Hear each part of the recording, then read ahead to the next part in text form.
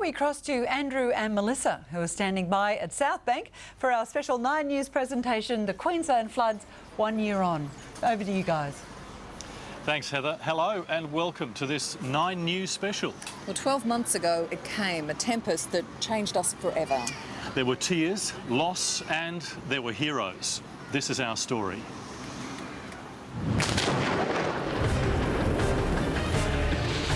Queensland, already soaking wet.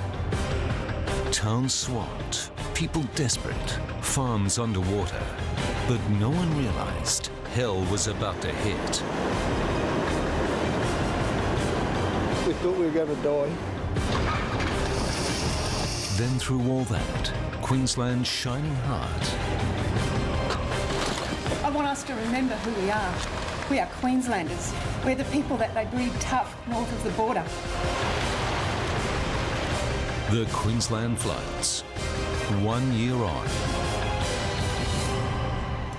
It is hard to believe that this time last year we were still reeling from the flood devastation to our north. We'd been supporting communities from Rockhampton to St George who'd faced massive evacuations and loss. And yet closer to home, an inland tsunami was to rock us to the core. So many stories of selflessness and bravery emerged when that super storm cell had a monumental impact on Toowoomba.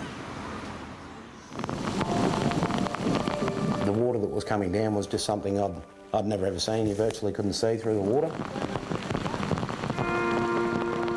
I could see that houses were getting flooded. I knew straight away we're going to be in for something a bit different to normal. The amount of water, the volume of water and the force of the water that came through. Toowoomba was just going about its business that day, like other places, sick of the recent heavy rains, but never suspecting what was about to happen. Oh mate, don't, just let it go. In Queensland, Australia, residents are told evacuate. That is unbelievable.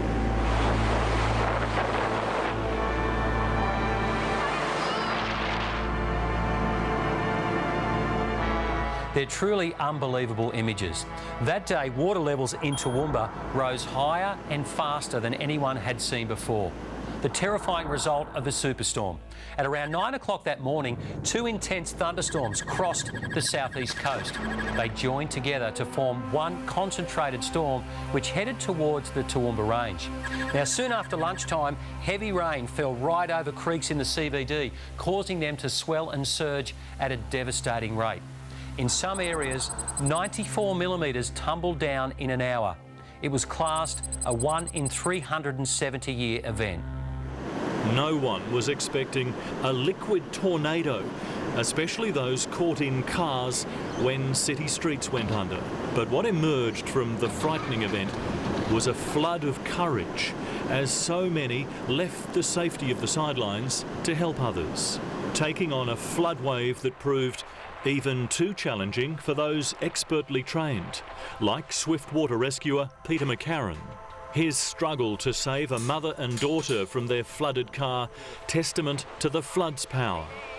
There were people that had from nearby shops that had a line out to them, and the older lady was actually hanging on to that. The daughter was still on top of the car at the time. Footage clearly shows Peter's desperate attempts. He tries to get to the daughter who's been tossed from her car, but he's swept away. With a white van charging for them, he sees another chance and yells for her to swim towards him. He reaches out but doesn't connect. She's taken by the water. Moments later, the mother loses her battle to hold on. Onlookers only have their voices to encourage her. I was so devastated that I wasn't able to help them and that they got washed away, and worst couple of hours of my life. It was a day equally as harrowing for Warren McElwain. A few hours that have turned into a year of quiet torment as he comes to terms with the tragedy of a young family. Donna Rice and her sons, Blake, 10, and Jordan, 13, were caught in their car at a flooded intersection. Warren was just passing by at the time. She'd stopped for a red light, and so she'd stopped to oh well, I obey the intersection. And then the water's come up and the car's stalled. I turned around and I yelled out for some ropes, and they, a young guy threw me 3 little ropes, 3 tie downs. Warren was torn away by the current, but hauled to safety. Another rescuer had a go. He started to get washed away, and he just turned and dove towards the car. And he made it. With courage beyond courage, the elder boy, Jordan, said, "Take my brother first." Blake was passed to Warren, but they were pinned against a post and nearly drowned. An unknown saviour came to help. Young Blake lived. Donna and the brave 13-year-old Jordan were lost. It was an ordeal that will stay with Warren for the rest of his life. Of some comfort that young Blake has, amid the sense of loss, memories of Warren. He knows I was there. He referred to me as a little chubby old guy. For fireman Peter McCarran, there was a different ending to his story. The 2 women he lost had miraculously made it out. The mother did ring me about a week afterwards and thanked me very much, and said thanks for your efforts. And I said, oh, but I wasn't able to help you. But she said, that doesn't matter, you tried, and that's all that matters, Last January, as news of the Toowoomba flash flood was hitting us, another even greater tragedy was starting to unfold in the Lockyer Valley. It was a terrifying ordeal like nothing small communities had ever seen or even imagined before. And in the town of Grantham, it pushed victims and rescuers to their limits.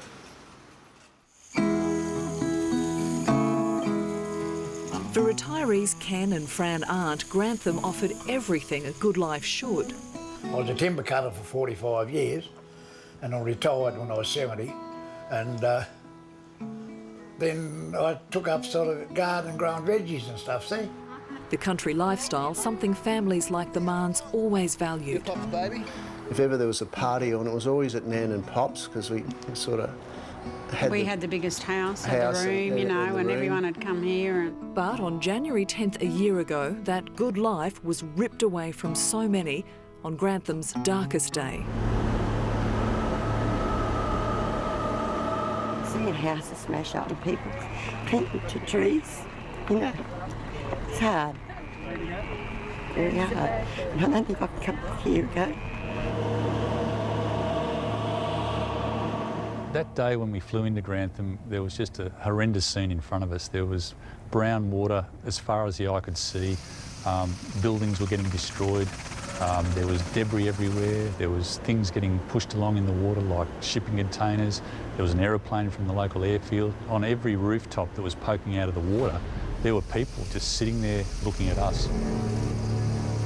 For Emergency Management Queensland rescue pilot Mark Kempton and his team, the conditions were the most testing they'd encountered, with the added pressure of fuel limit of only a couple of hours in the air. We were doing everything we could to get as many people out of that situation in the time we had left. So we were, under the pump, and we knew it, and we just kept working to get as many as we could. That day, the crew would winch 28 people to safety, including the Arndts, who clung to a tree for 3 desperate hours as cars, branches and other floating missiles came frighteningly close. The one that nearly wiped us out in the end was this big shipping container that was coming towards us, and I thought that was it. That's when we said goodbye to one another. But when all hope had faded, their lifeline. I just couldn't believe it. I thought, my God, they're like angels coming out of the sky, I mean, we owe them a lot, don't we? Yeah. Sorry.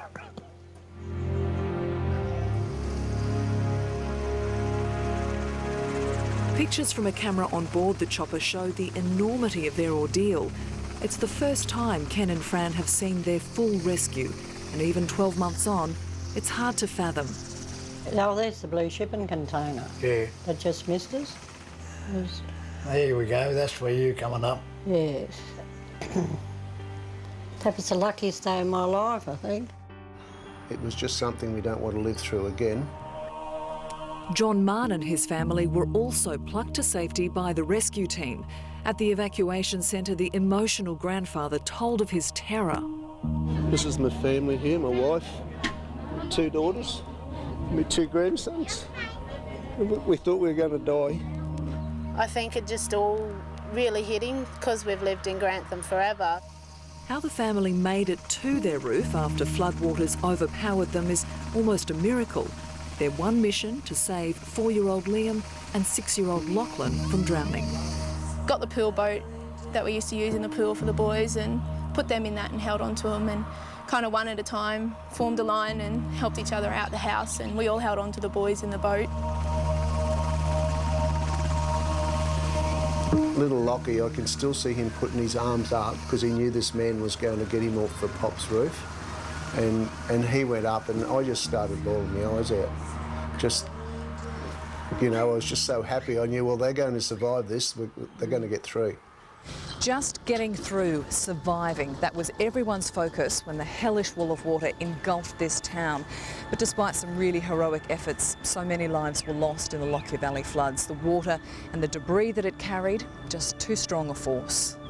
Even today, my brain still tells me that it's not feasibly possible.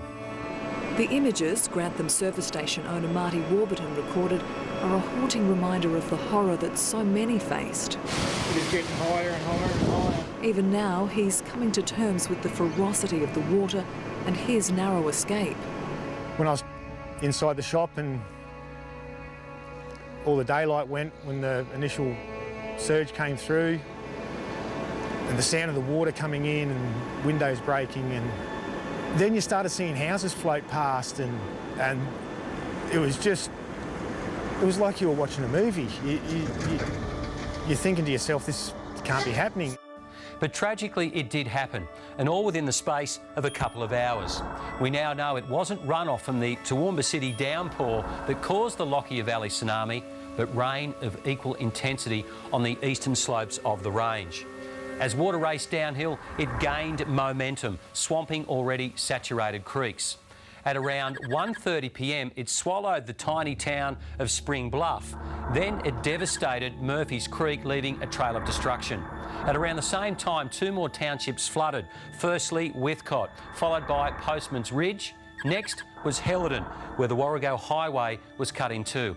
By 3:20 p.m, swollen creeks had merged and a wave of debris surged towards Grantham, which of course became the epicentre of the disaster. We didn't think we'd ever see anybody, you know, because they couldn't see us. So. For the aunts, the most heart-wrenching image is seeing how their neighbours on a nearby roof waved to the chopper to take the couple first. It was really kind of them to sort of put us first before themselves.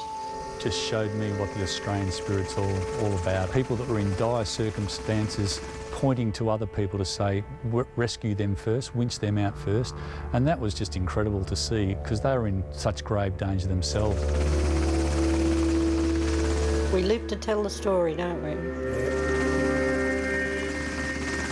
Well, a year ago this week, Ipswich and Brisbane were cities just soaked through from the rain. That's right, and for locals old enough to remember, it did bring back quite a lot of memories of the '74 floods. And of course they said that would never happen again, but we were all just shell-shocked when history came flooding back.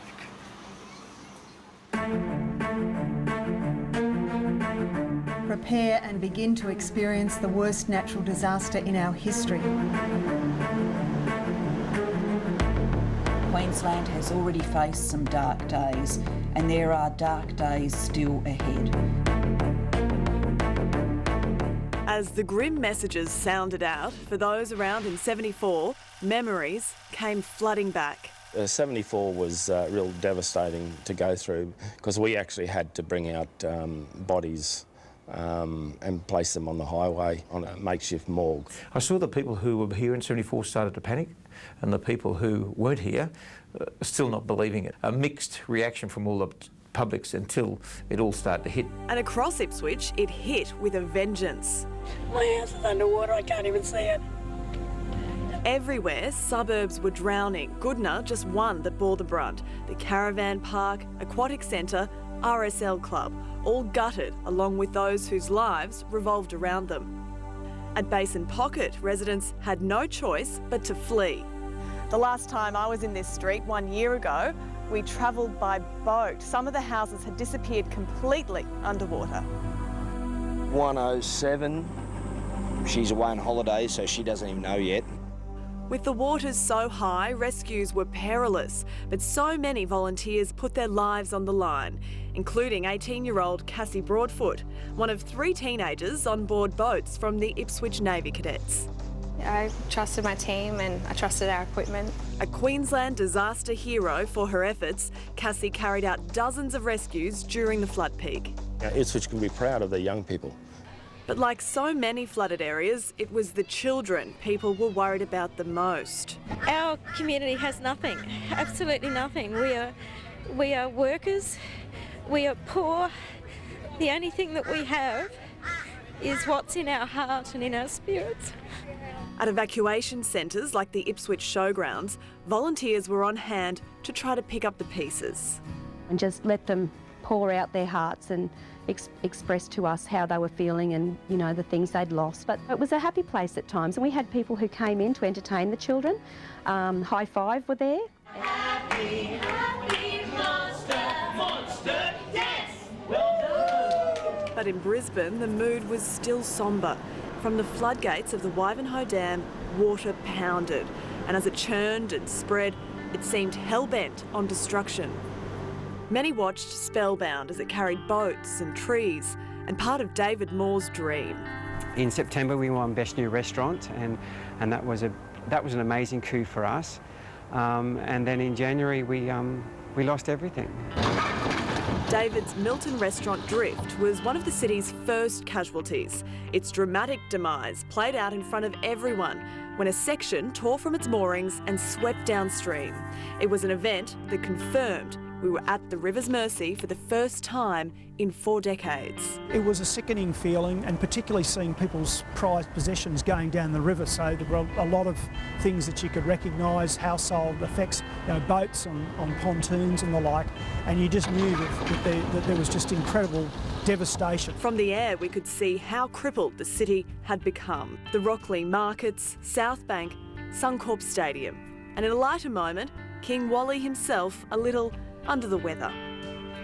The real Wall didn't mind a bit.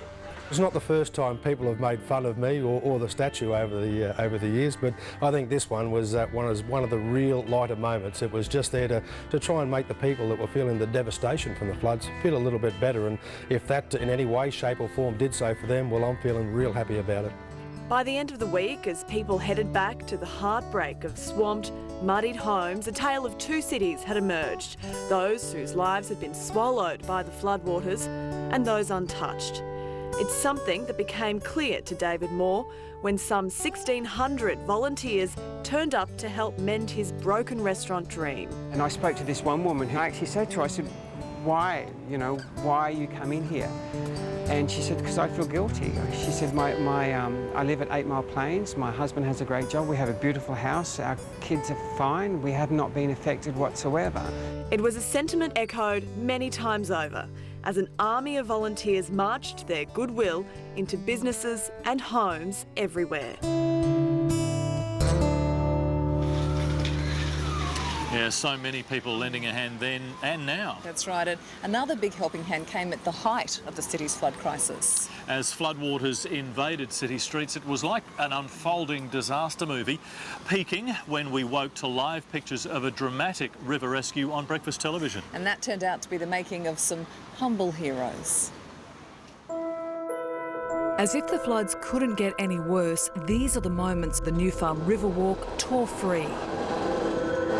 Doug Hislop just happened to be keeping vigil at his riverside barge business. We were waiting for high tide because that was your most dangerous period. We had a lot of gear tied up here. So they actually closed the gateway, didn't they? Because, I mean, it was actually in its path. That was in case this unit collided with the pylons, could have damaged the bridge. It wasn't just the bridge at risk. With the power of the river behind it, the 400-metre-long structure had the potential to create an environmental disaster, piercing oil pipelines, even chemical plants. So when news of the river crisis broke, Doug knew what needed to be done. We just came across, jumped on the motors and went up and did what we did.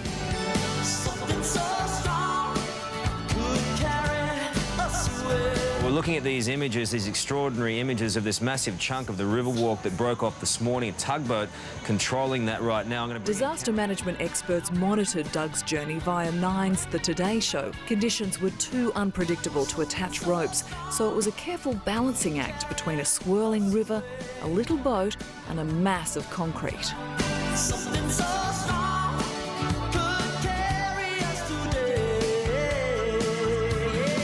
Everybody was already riveted to their TV screens watching our Riverwalk being torn away down the river.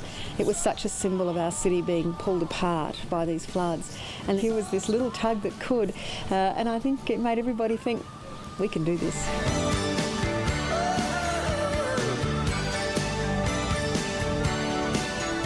It was probably a spectacle from where everybody else was standing. From where I was, it was just another job. That's what we do.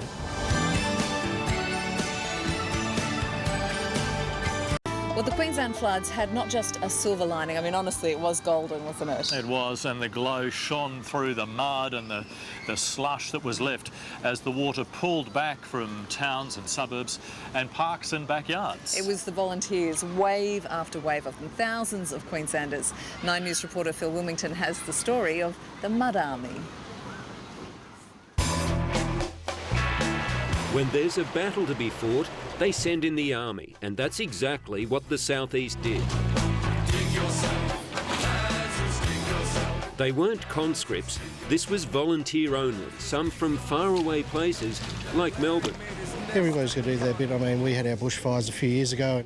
They looked a little bit ragtag, but they were dressed to kill, fighting an enemy that dropped a great big dirty brown bomb. Very sad for these people. They marched across the stricken city, thousands of them, wave after wave, turning back the flood tide, armed with brooms and spades, shovels and mops, carried buckets filled with detergent and brushes. They wore rubber gloves and boots, and their hearts on their sleeves. They became known as the Mud Army, up against a force of nature. We registered around 23,500 volunteers, but look, there are another 3 or 4 times that number, so at least 100,000 people on the streets of Brisbane. It's really restored my faith in what everyone can do to help. You can count on me like 1, 2, 3, I'll be there. Many months later, and Rockley's Ron and Lynn Butcher haven't forgotten what the Mud Army did. Vividly remember the kindness of strangers. The second day, they even bought food and drink. They were bringing food and drink in. The volunteers? Yep. Oh, mate, they were fantastic. The war isn't over yet, though. Ron and Lynn still battling to get back in their Grenard Road home. Where do you live now? Well, we're camping in my work shed. Everyone who first walked into my house, I think, started crying. At Bundamba, a whole community went under. Can't explain it. Can't give you the words. As we sit around this round table discussion, they explain how after the Mud Army left, the people of Bundamba formed their own band of brothers and sisters, husbands and wives. For the Bundamba Flood Victims Support Group, this humble shed was the hub of everything they did. This was where they kept all the donated goods, the food, the clothes, the boots, the shoes, the toiletries, even things like children's high chairs and toys. But this place was so much more than that. For the 6 months after the floods, every day, anywhere between 30 and 60 people would gather here, just to talk to each other, to lean on each other, to support each other. This was their special place. But in the end, they decided it had to come to an end. You can't have that crutch in life. Okay, we were lucky we had that crutch then. We have to now learn to cope without that crutch. We are called to help our friends in need. For all their ongoing troubles, everyone from Brisbane to Ipswich, Toowoomba and Grantham seems to agree. Something very special flowed from the floods. Like so many flood victims, the Mud Army hasn't given up either. Pockets of resistance, little platoons of diggers are still fighting the good fight. They prune, they plant, they rake, they mulch. With lots of hard work, they bring a little bit of sunshine into muddy flood yards. They're the garden recovery team. We're probably up to 182 houses. We've been doing this for 10 months now. The memories keep flooding back to you. You know, you still go through your highs and lows of what if.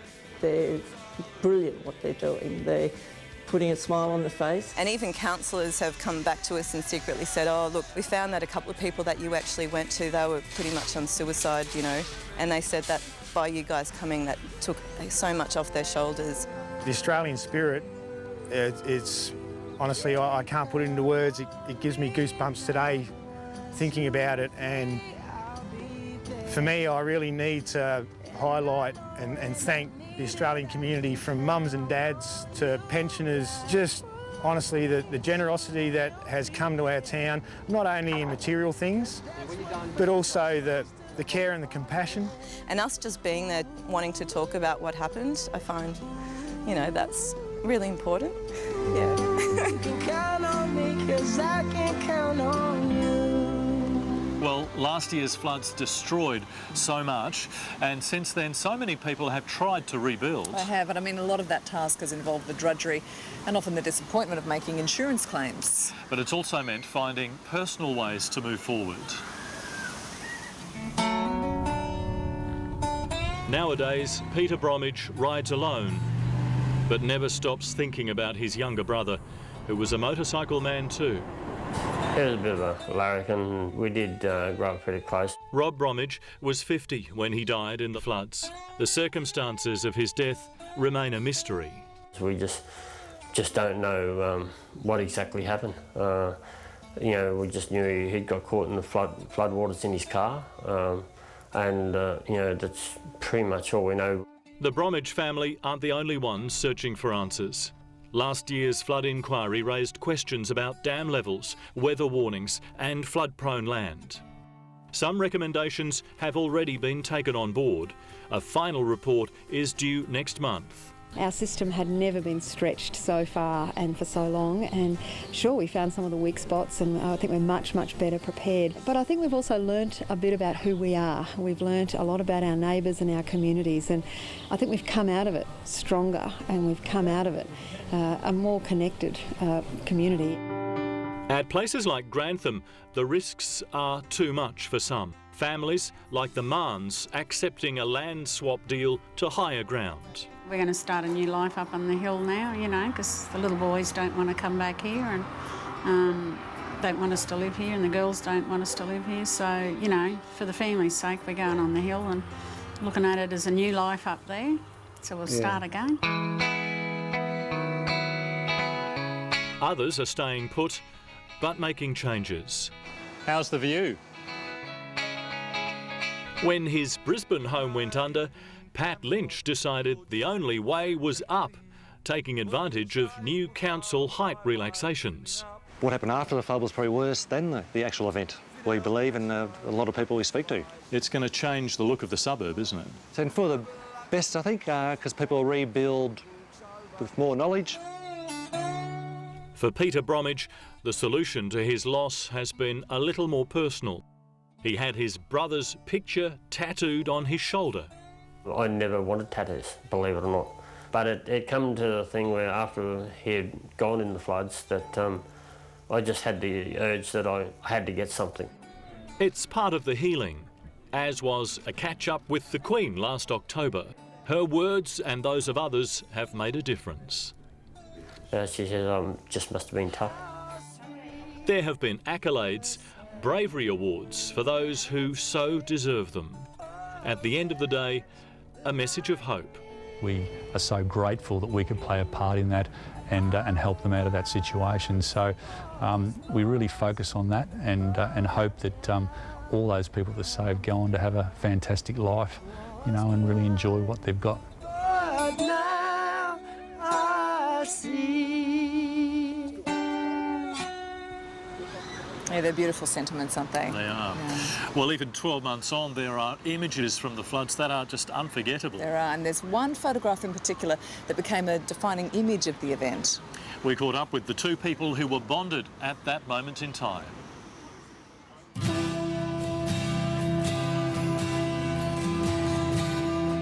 This time last year in the Lockyer Valley, it was a race to get people to higher ground. Those in so many small towns told to grab what they could and get out. We'd left Toowoomba and we got a call from the Queensland Police that Forest Hill needed to be evacuated. The whole town was going to go underwater. Among those rescued by Army Black Hawks, mum Rosalind Perry and her daughter Montana. It was just really scary. I'll never want to do that again. The most terrifying moment when the single mother of 4 became separated from her youngest daughter in the rush. She couldn't walk, she couldn't defend herself, she was crawling. So if she was on the ground, she was crawling through water. But she didn't have to worry. It turned out little Montana was with Warrant Officer Tony Young. She was sitting on his arm and he was basically cuddling her close to his chest.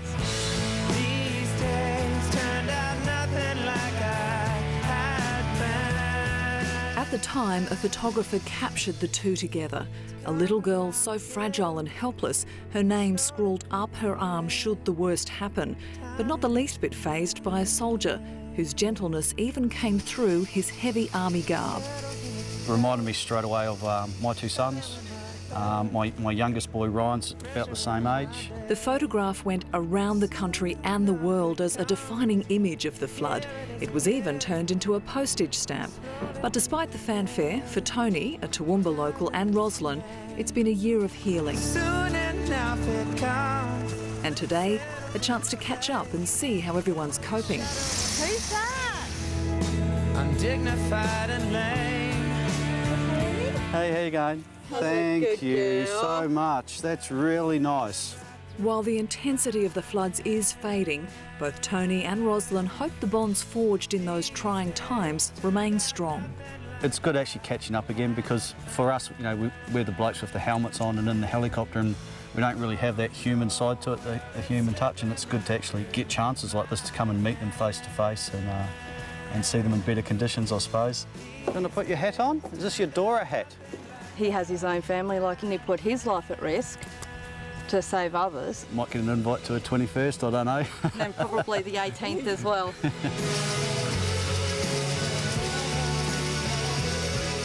Bye-bye! Yay!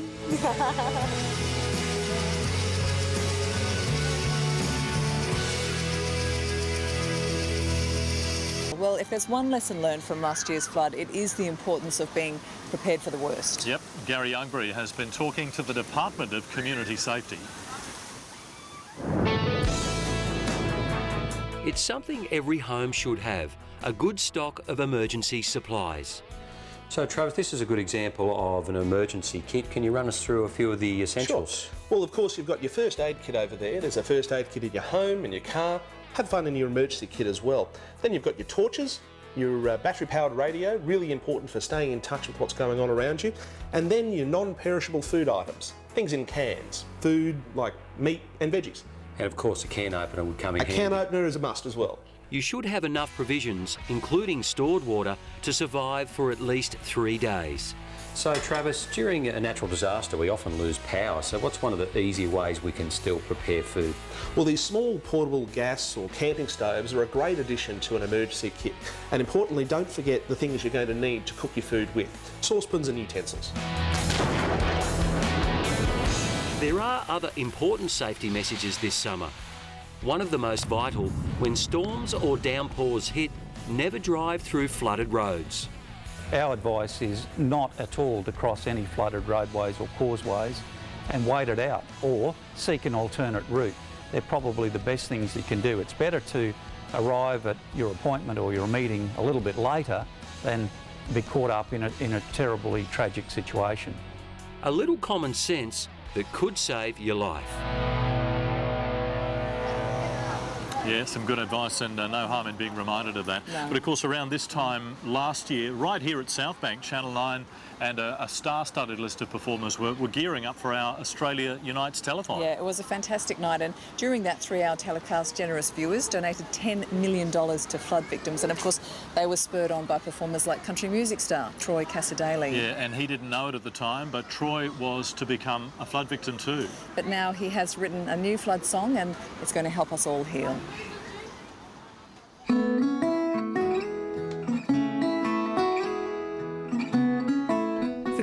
music king Troy Cassar-Daley, inspiration comes from family, home and country. So when all three were threatened by the first wave of floods in regional Queensland, he jumped at the chance to help centre stage at the Australia Unites telethon. It's one thing to see it on TV, but it's another thing to be there and to smell the mud. Those words would prove prophetic. The next day, Toowoomba and the Lockyer Valley were devastated. We're sitting there in this howling rain. I've never seen rain at the Piazza like that ever in my life, but we didn't know what was coming. We really didn't.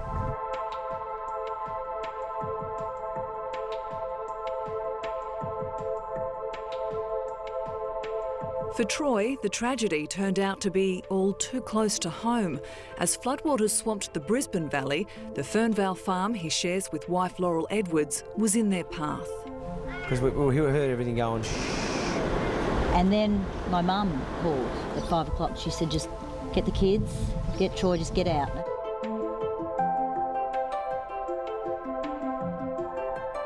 Like many others, when the couple finally could return, devastation met them.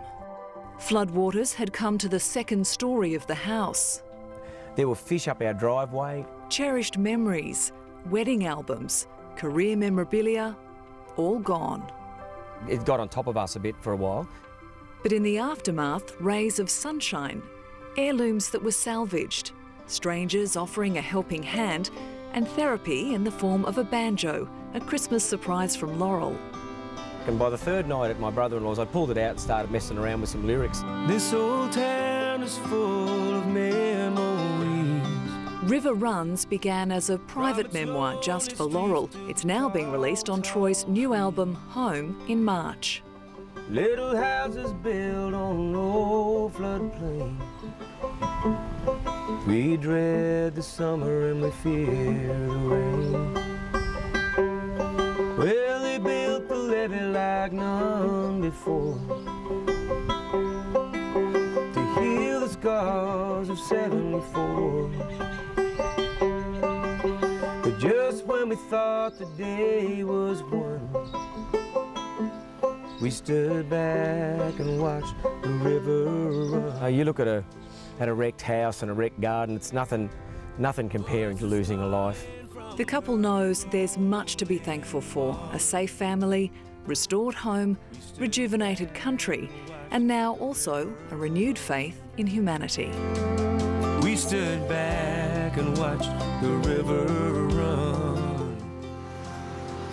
Yeah, such a great tribute and a great song too. Yeah, it's that heartfelt message, isn't it? I think we'll be humming that one for a while. I think so. Well, thank you so much for joining us tonight, and we will have more flood recovery stories all this week when we broadcast 9 News from the southeast's hardest hit communities as they hold their own special memorial services. We hope you can join us. Thanks for being with us tonight. Good night. Good night. From her rolling water, we stood back and watched the river run. We stood back and watched the river run.